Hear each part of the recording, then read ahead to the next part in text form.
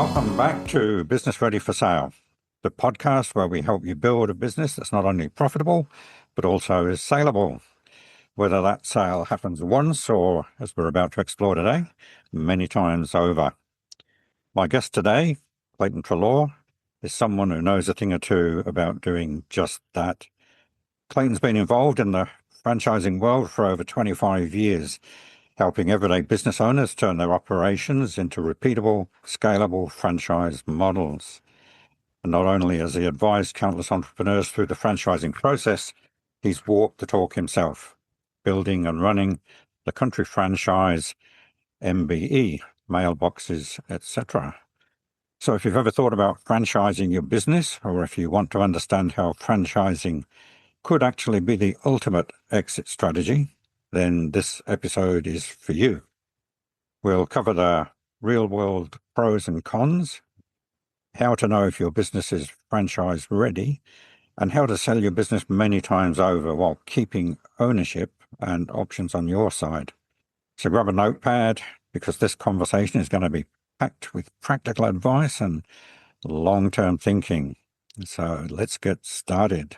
G'day, Clayton. Welcome to the podcast. G'day, John. Thank you for having me. My pleasure. Franchising is a great topic and one that comes up often in my world. And so it was great to meet up with you and hear your story and all your experience with franchising. So for the listeners, tell us a bit about your background and why franchising. Well, I want to preface it with the fact that I've actually been a franchisee and also a franchisor. So there's a bit of a difference. The franchisee runs their own business and works under the banner of the franchisor, and then the franchisor runs the network of franchises. So I did start off as a franchisee, even within the MBE network, like you introduced that I run MBE Australia, but I actually started my journey as MBE franchisee in the Perth CBD branch. I also want to let you know that I'm a certified franchise executive, so it's actually a certification. So it's called a CFE. I'm a board member of the Franchise Council of Australia and hold the president's seat for the Franchise Council for the WA Committee. And just one little accolade there I want to add is this year I was actually nominated and voted into the top 30 franchise executives in Australia. So I'm pretty proud about that. So I've got a lot to chat about today, and thank you. Yeah, so I'm really passionate about franchising, and it's something that I very much love and feel it's a great way of getting into business for people that are unsure about how to run a business or scale a business or even sell their business. So it's a great sort of platform for that. Yes, I went through the process of leaving the corporate world, then getting into what became a franchise for nearly 10 years before then going out on my own. And in fact, I was telling someone this week, it's a good stepping stone from going from the employee world into the business owner world. A lot of franchisees stay in the franchising world because it can be such a great environment.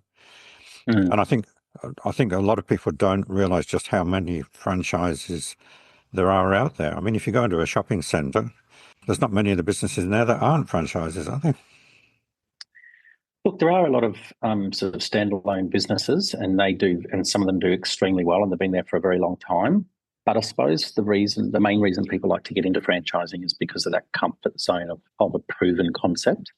And there's a lot of proven concepts out there that have been around for a very, very long time. Everything from KFC, McDonald's, right up to smaller businesses like Poolworks and Pack and Send and the likes. So there's so many different varieties of franchises. There's literally thousands of types of models within Australia. And to get into franchising is a really, I suppose, more of a comfort zone for people that want to run a business that is a proven business. Right. So a lot of the work's already done for you when you get into it as a franchisee.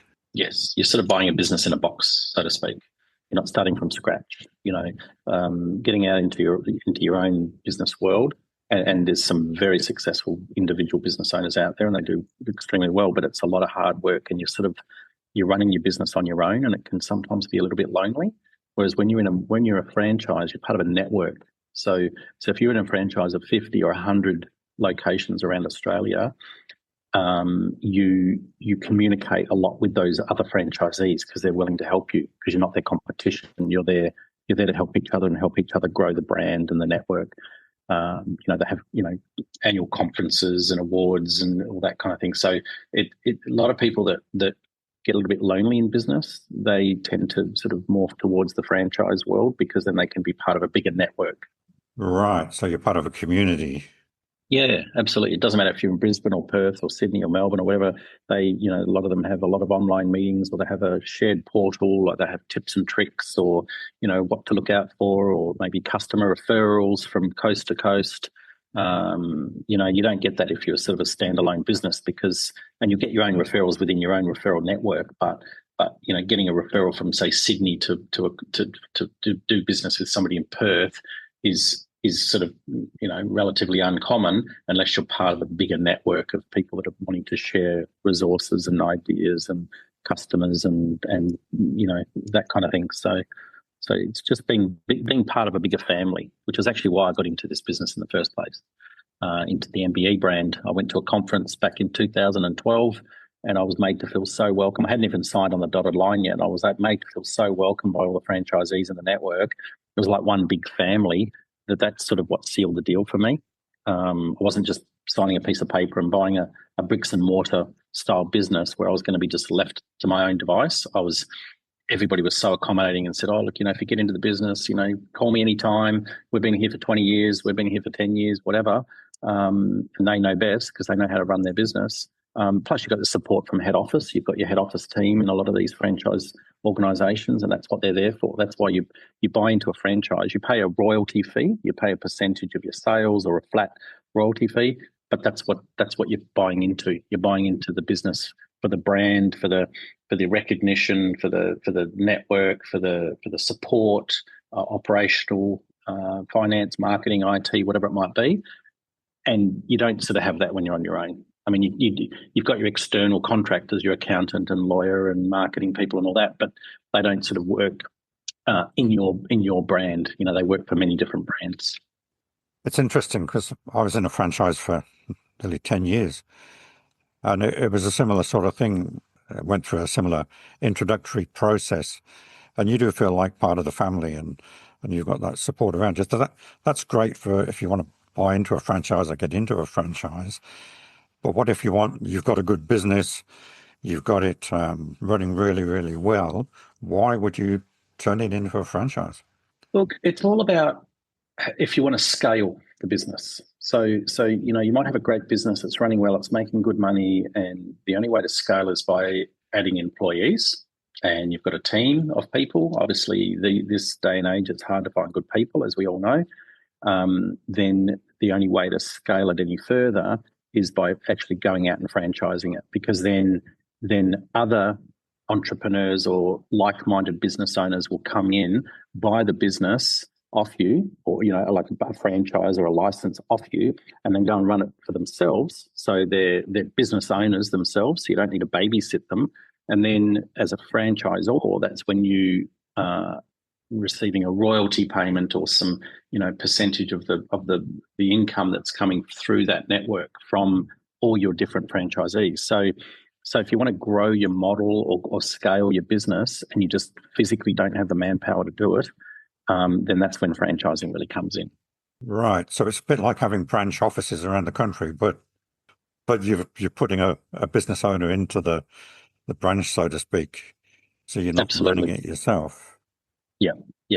Finding like-minded business owners that want to run a business like you and follow your dream and respect the brand and respect the product or the service or whatever you're offering is a lot easier to find a business owner because they've got skin in the game, so to speak. They've got money in the business. That's their business, so it's their baby too. Whereas most employees, it's a job for them. And I'm not saying everyone. There's some fantastic employees out there that treat their business like their own, but it's very few and far between. And employee can be there one day and gone the next. They might get headhunted from another company. They might move interstate or move overseas or have a family issue and then they leave, they resign, they give 2 weeks notice, and then they move on. Business owners can't do that. They're in the business, they sign a franchise agreement for 5 or 10 years or whatever it might be, and then they're embedded in the business. So it's up to them that if they want to take holidays or have any time off in their business, then they need to make sure they've got employees that are reporting to them. They're not reporting to you. So we'll be back after a quick break. I hope you're enjoying the episode so far.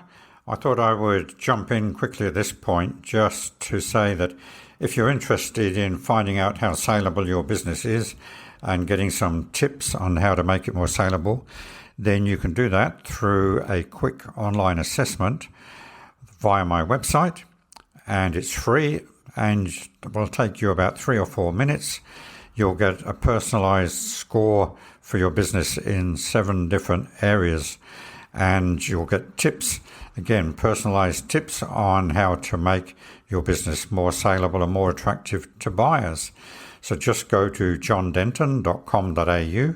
That's JOHNDENTON.com.au. Find the big yellow button on the home page and complete the assessment. It's completely free and will give you a great idea of where your business stands right now. You can also find a link in the show notes to this episode. So sorry for the interruption, but let's get back to the episode. Okay, and in your intro you said there are thousands of models out there. So is any business franchisable? Are there some that are more franchisable than others? Yeah, look, I find in my experience, even being within the MBE network and being on the Franchise Council, most businesses that do well are more product-related businesses. There's obviously a product business or a service business. There are service businesses in there that do well, but I find the majority of the business that are successful as a franchise, do have a bricks and mortar location, and they generally try and sell a product. I'd say that, and again, sort of don't quote me on the stats, but I'd say a good 80% of franchises out there, possibly even close to 90% of franchises out there, are actually bricks and mortar locations with a product to sell, whether it be chicken from Chicken Treat, or whether it be packing and selling shipment products with, say, a pack and send, or you look at something like Pool Works, that's like a service and a product industry. So they service, they repair, they fix your pool and they clean your pool and all the rest of it, but they also sell a lot of products. So they've all got a fixed address with a bricks and mortar business, and they sell chlorine and whatever. So I find any business can be franchisable, absolutely, to answer your question. However, the ones that tend to do well are those that have a physical location, that have a proven track record. So if you're a business owner and you've just got the one location, and it's a great business and you're making loads of money, my suggestion is to open up a second location as a corporate location that you own. If you're doing so well, you can probably afford to open up a second or even a third location. I'll currently take on a new client at the moment who has 6 locations, and her exact reason for coming to me is she said, "Look, Clayton, I'm at my peak. I want to scale. I want to grow, but I can't do this anymore on my own with staff. I need to look at the franchise model," which is what we're doing. We're going through a whole feasibility study, which we'll talk about later in the podcast. But to actually think about franchising, it's best that you have a proven model, and it's best that you have more than one location. That's ideal. I guess that way you can have territories as well, whereas with the service business, if you, like with my business, I'm dealing with the whole of WA, if you like, then If you bring other people on, then you can't really have a territory. So it's a bit trickier with service. It's trickier, well. Yeah, you can have territories, but it is a lot trickier because you want to be able to deal with clients wherever they are. You might live in Rockingham, but you've got a client in Perth, and if it's out of your territory, then there could be sort of some consequences based around that if you're in a franchise. So yeah, it is a lot more difficult.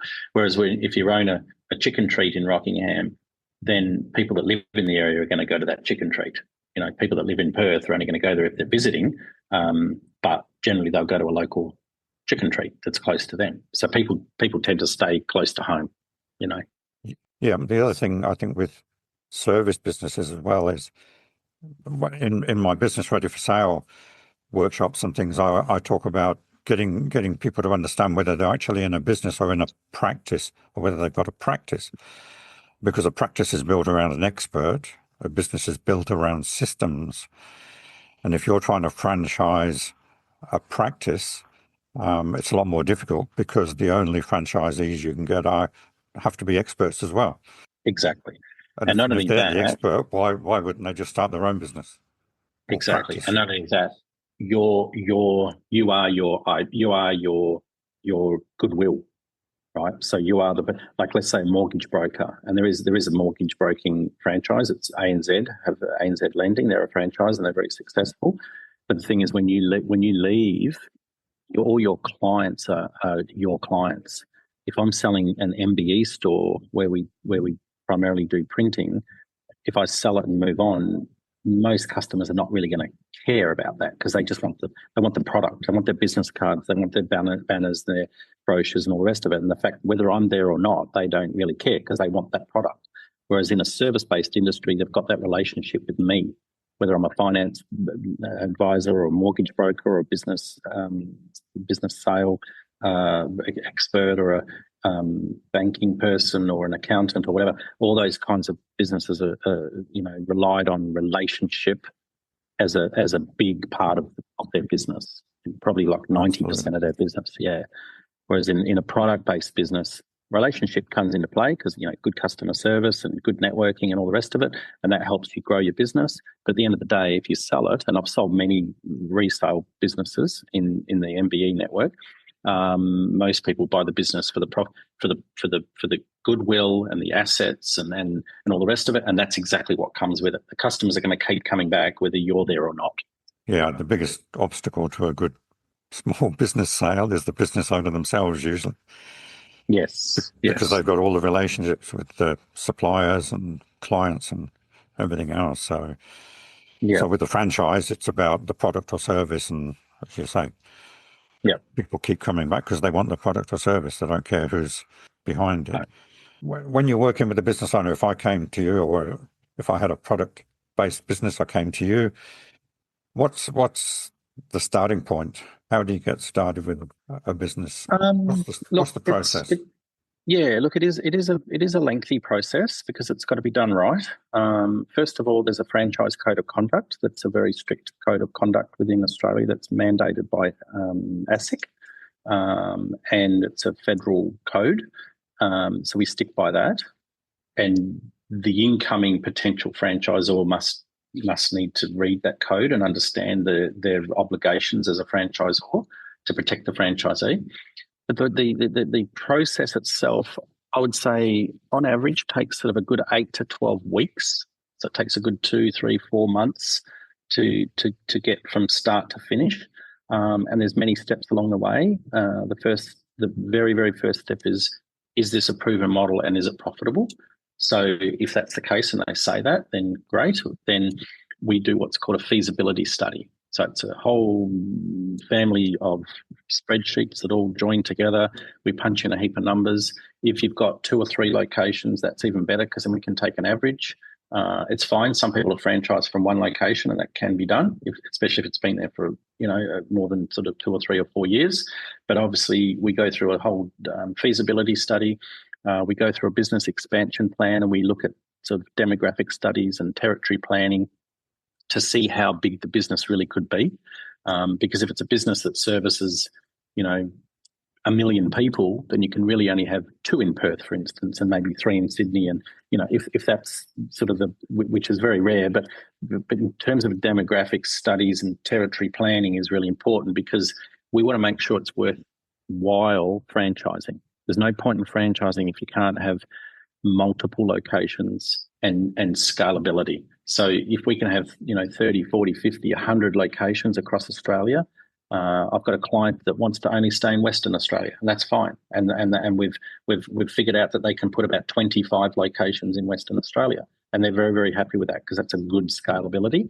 And then we just go through the process. If a business is not quite ready, as part of that feasibility study, so there's a cost involved to franchise your business, including legals and all the rest of it. But after phase 1 of this feasibility study, if that person's business is not really ready to be franchised, we're very honest with them and we say to them, look, your business is not quite ready. Go away, make all these changes. That it's for the best. A lot of people that even don't franchise get a whole lot out of this feasibility study, and they end up making a better business for themselves in the long run, and making more money or more profit or whatever it might be. And then if they've done those changes and then they're ready to go a year later or 6 months later or whatever it might take to make those changes, they come back and then we move to step 2 or phase 2 and then phase 3. There's about five phases to the business. So to actually franchise itself, you've got to really be ready to go. You can't be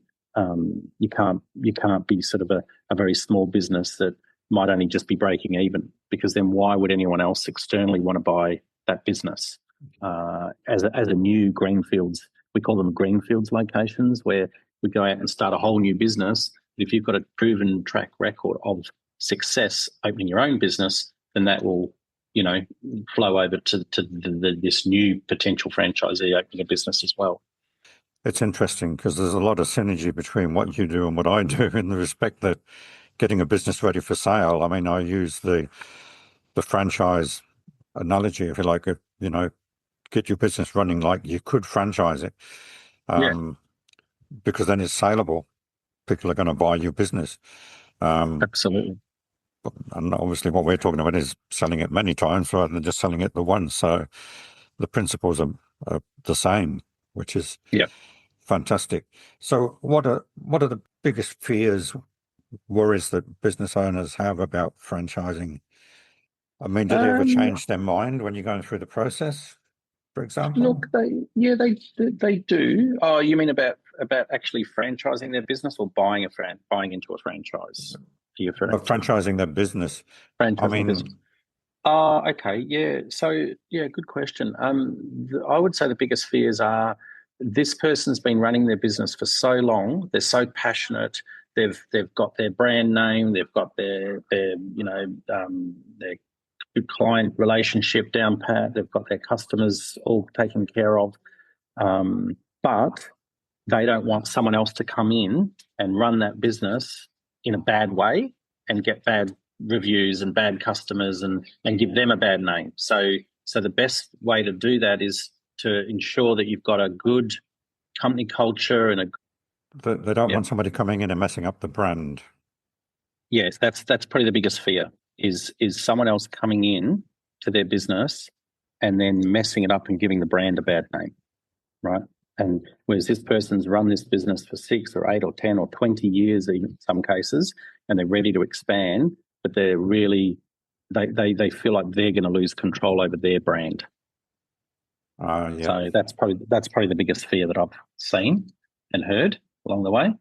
However, franchising, you can put a lot of controls in place on what people can and can't do with your brand. And on the flip side of that, potential franchisees coming in may go, well, I don't want to be too controlled over the franchise, or I don't want to be told, it's like, well, okay, well, you're buying a franchise, you're buying someone else's business. You need to really sort of abide by the way they want to run it, because they've been successful all these years. It's like, you don't go and buy a McDonald's store and then start selling chicken rolls or whatever. Krispy Kremes or something. Yeah, there's a reason why that business is successful. So they have a strict set of guidelines, and their own franchise agreement abides by that. And if people want to come in and start turning the yellow M in McDonald's to pink, then they'll get kicked out as quickly as possible. So you can sort of see both sides of the story, right? So Yeah. I did some work years ago with a business in Sydney that helped businesses franchise as well. Yeah. And we had the discussion. He said the secret of success of a franchise for a franchisor is getting the right franchisees. And I said, well, how would what are the right franchisees? He said, the best franchisees are retired airline pilots, because if Oh, they want to wow. know how to do anything, they just read the manual. That's right. That's actually a good analogy. Yeah. Yeah, Interesting. retired airline pilots. How do I Yeah. do this? Okay. Grab the manual and read the Yeah. manual. Follow the guidelines, follow the process, and land the plane successfully. That's it. Yep, and follow the training. It was yeah. He said what you don't want is people that are entrepreneurial or creative as a franchisee. Yes. Just Yes. they're going to There's come no in culture. and turn the key and run the business. I mean, most franchise. Well, no, I wouldn't say most, because I was in a franchise for 10 years. It's good in that as a franchisee, well, in this particular franchise, we had a lot of input into how the franchise developed going forward. So, you can be creative, but you've got to be creative through the franchisor, Yeah. not do it independently. Absolutely. Yep. No, we love creative people in our franchise. We love ideas. We have what's called a franchise advisory council within the network where they give all their input and ideas, and we take them and run with them, make sure they work. We're always open. The door's always open to ideas. Absolutely. But as long as somebody doesn't just come along and make a major change themselves because they think it's that way, it's got to be sort of a unanimous type of decision, right, going forward. Because what you do in your business could potentially affect the other franchisee that's 2 kilometres away or in the next suburb along or whatever. And customers just see a franchise as one big business, right? They realise they're individually owned, but they'll just see that franchise. If they go to one location and get something specific, they want to be able to go to another location and get the same thing. So it's all about uniformity, branding, following the process. There's a reason why the franchisor has been successful and why they franchised it in the first place. So why wouldn't you want to just grab hold of that and run with it? Let's talk about franchisor responsibility, because again, in the business sale world, when I was with the broking firm, the first broking firm that I worked for, any franchisee business that came up for sale, they gave to me, because I'd been in a franchise for nearly 10 years, which they sold for me, for me and my business partner. So, and a lot of the brokers didn't like selling franchisees businesses because you've got all the usual hurdles of finding a buyer, getting through due diligence and doing all those sort of things. But then, of course, you've got to get the franchisor's approval to take the buyer on. There was one franchise I sold where the buyer, having gone through due diligence and getting finance and getting all that done, then at his own expense had to go to Queensland for a week, go through a week's training, be tested, and then at the end of that, the franchisor would either approve or not approve them to buy the business.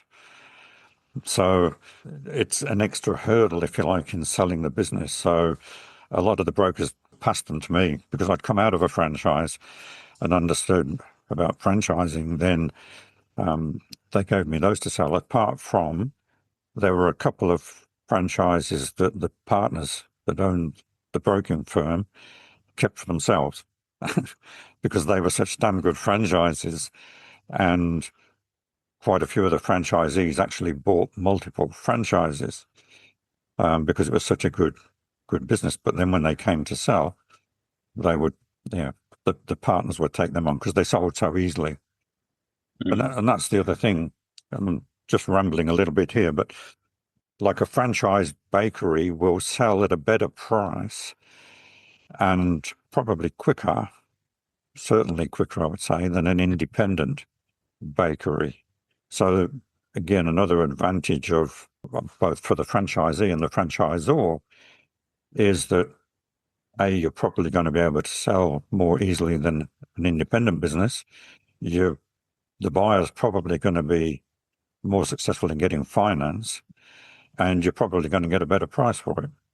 Yes. On the franchisee side, there's all those pluses as well.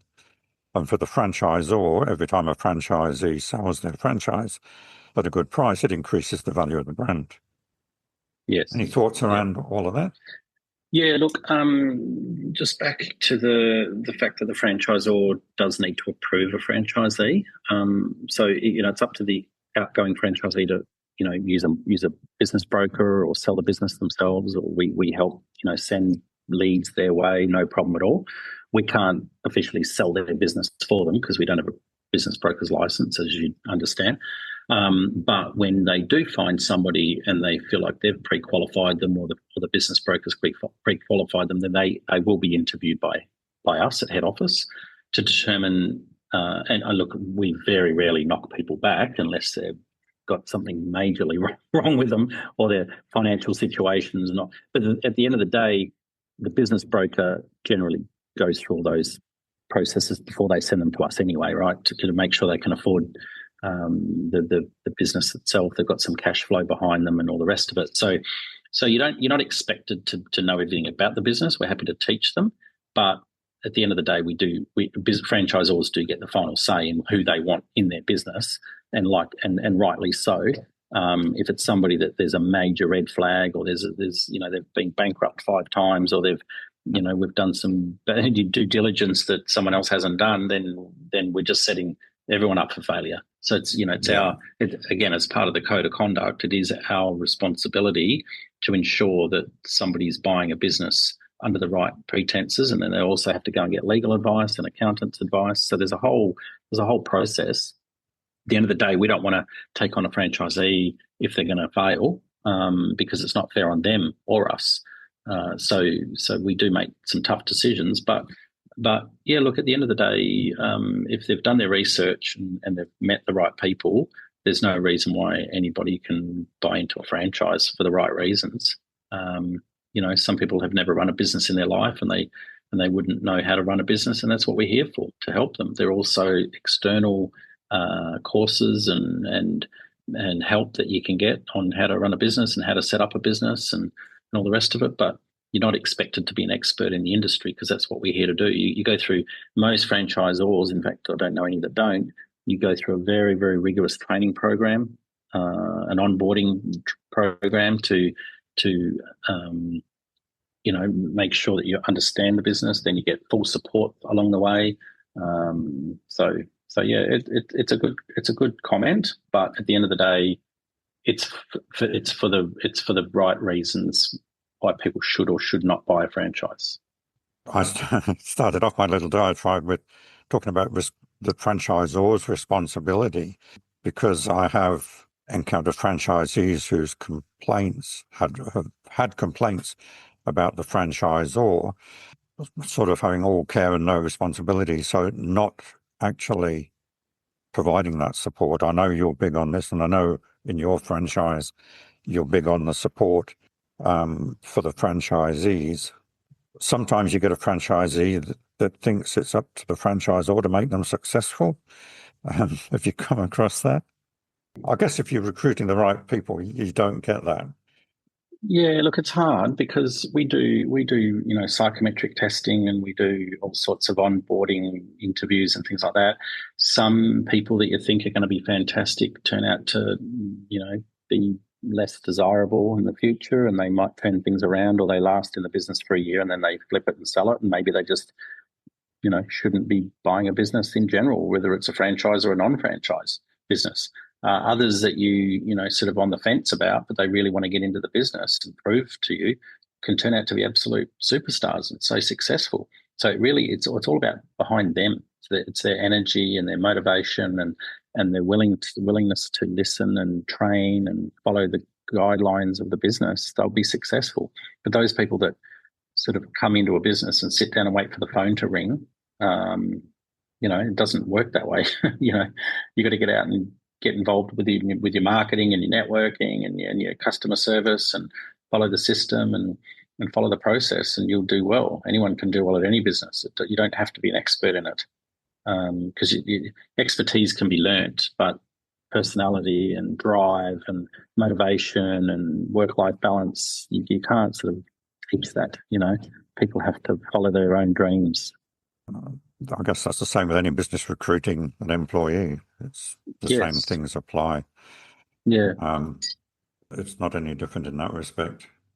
No, absolutely. It's hard. It's hard to make the decision, but at the end of the day, you've got to sometimes go with your gut, and buy business for the right reason. Not everyone's suited to be a business owner, and that's fine. Correct. If we're all business owners, then who'd be working in the government and who'd be driving our school buses.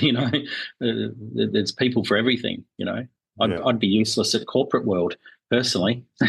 I love working for myself, and you put me in the corporate world or in the government, and I wouldn't be any good. So it works both ways. Okay, so for someone wanting to franchise their business and scale it up, if they want to contact you, how can they get hold of you, Clayton? They can reach me out on LinkedIn is a big one for me. So they can reach me on LinkedIn. Just follow my, there's not too many Clayton Treloars in the world. So it's spelled Clayton and then Treloar. So they can connect with me on LinkedIn, or feel free to send me an email. I'm happy to respond by email and discuss opportunities. I love networking. I'm always willing to meet new people. My email address is ctreloar, Treloar, at integralbusinessconsultants.com.au. Beautiful. And before we finish up, some case studies. Have you got some examples that you can tell us without breaching any confidentiality or anything? Some examples of businesses that have sort of franchised them, then gone into franchising. From scratch. Oh, look, there's a lot of one of the most successful I've ever found is back in 1993, Pack and Send was invented, and a gentleman by the name of Michael Paul opened up his first store in Parramatta and expanded to over 120 across Australia and into the UK and New Zealand. And his exit strategy obviously was he wanted to retire, and which he did recently. I think it was within the last 3 or 4 years, sold out to MBE Global, which is our global company through my MBE brand as well. And it's just a true success story. That's a fantastic business. Then you've got smaller businesses like in Western Australia. You've got the family-owned business called Pinjarra Bakery, for instance. They started off as a little family bakery down in Pinjarra many, many years ago in the family, and they've franchised, so they're growing. They're looking for like-minded people to get involved with such a fantastic product in their Pinjarra Bakery pies.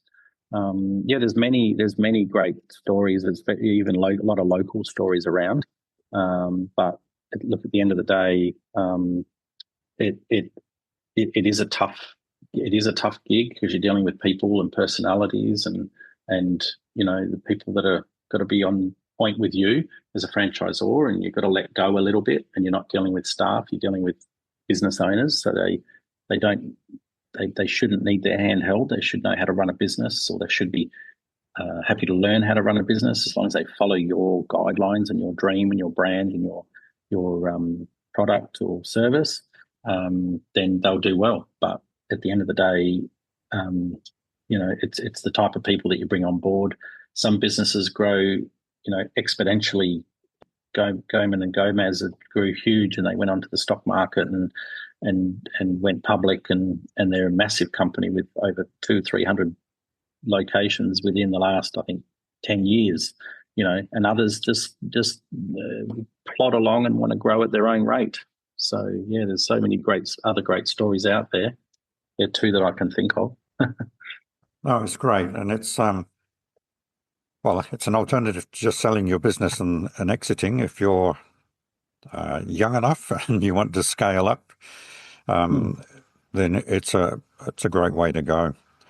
Mm. So, and yes, I mean, we look around, there are many, many successful franchises. It's a great way for people to get into business, coming out of the corporate world and or employment. Any last sort of tips or comments or things you'd like to say, Yeah, Clayton, look, before we yeah, wrap up? yeah, look, if you just do your research, understand what franchising really is. There is so many tools on the even on the Franchise Council of Australia's website or under ASIC. Understand the franchise code of conduct, and work hard, and it can really pay off being a franchisor. If you've got a business idea or a business model that's doing really well and you want to scale it, but you find it hard to find the right people, then following the franchise dream could be an option. But just do your research and follow the code, follow the systems, and be successful, and don't rush. If you're not quite ready, or you're told you're not quite ready by a franchise expert, then take their advice and go and make the changes and be franchise ready. So, as you say, that's probably the best advice I can give. Yeah, yeah. Thank you. I have had people come to me in the past saying, I've got this great business idea and I'm going to franchise it. And it's like they want to franchise it before they've even got a working model. Doesn't work that way. Nobody's going to buy a franchise that doesn't have history behind it and actual numbers. People, it's like buying a business without seeing the numbers. And I'm sure you have seen that every day, where their numbers aren't ready, or their accountant hasn't done their tax return or whatever. Well, then why would I want to buy a business if I know that it's not, if I don't know whether it's making money or not? There's no point. It just doesn't. And franchising is the same. So get your business ready for sale and then decide if you want to sell it once or Yes. Go to Clayton and sell it many times over. Yes, absolutely. It's a fun journey. I'll put your contact details in the show notes as well. Yeah. So that people can contact you that way. And look, thank you very much. It's been an interesting conversation and it's a great topic. Who knows, we may come back and do a follow-up down the track. Yes, I'd love that. Thanks for the invite, John. I appreciate it. And I look forward to chatting with anyone that needs a bit of advice around franchising. Terrific. All righty. Well, that was a bit of a masterclass on franchising and a powerful reminder that you don't always have to sell your business once to cash out. Sometimes the smarter move is to create a model that lets you sell it again and again without giving up control. So a big thank you to my guest today for sharing such valuable insights, his depth of experience, both as a franchisor himself and as a guide to others, and somebody that helps business owners sell their businesses many times over. So if this episode has sparked something for you and you're wondering whether your business could be franchised, then don't just file it away. Reach out, get some advice, and as Clayton said, do some research and then step forward. Remember, the best time to start getting your business ready for sale is well before you plan to exit. And franchising might just be the multiplier that you've been looking for. So thanks for listening to Business Ready for Sale. If you found today's episode valuable, please subscribe, leave a review, and share it with other business owners who need to hear it. So until the next time, keep building a business that's not just successful, but also saleable. Bye from me, John Denton. See you on the next episode.